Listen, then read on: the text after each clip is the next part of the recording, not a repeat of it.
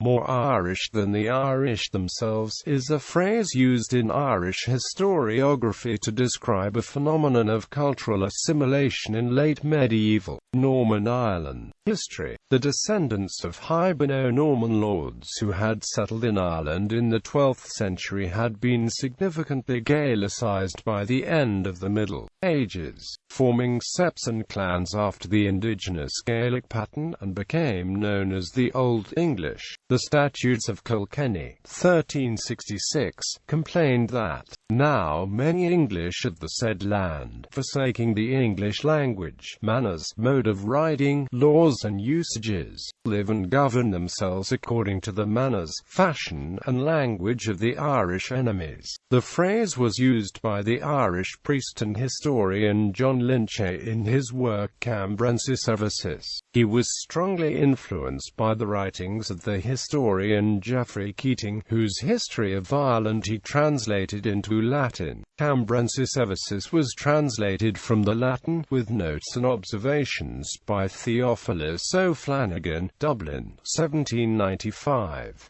18th-century use.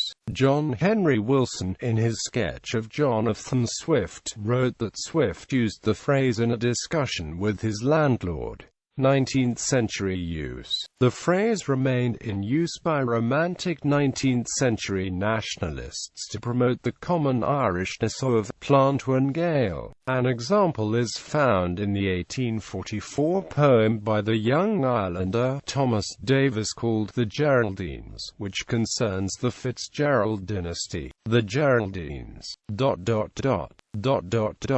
These Geraldines. These Geraldines. Not long ere they breathed, not long they fed on venison, in Irish water seethed. Not often had the children been by Irish mothers nursed, when from the full and genial hearts an Irish feeling burst. The English monarchs strove in vain, by law, and force, and bribe, to win from Irish thoughts and ways this more than Irish tribe, for still they clung to fosterage, to bridle, cloak and bard. What king dare say to Geraldine, your Irish wife discard?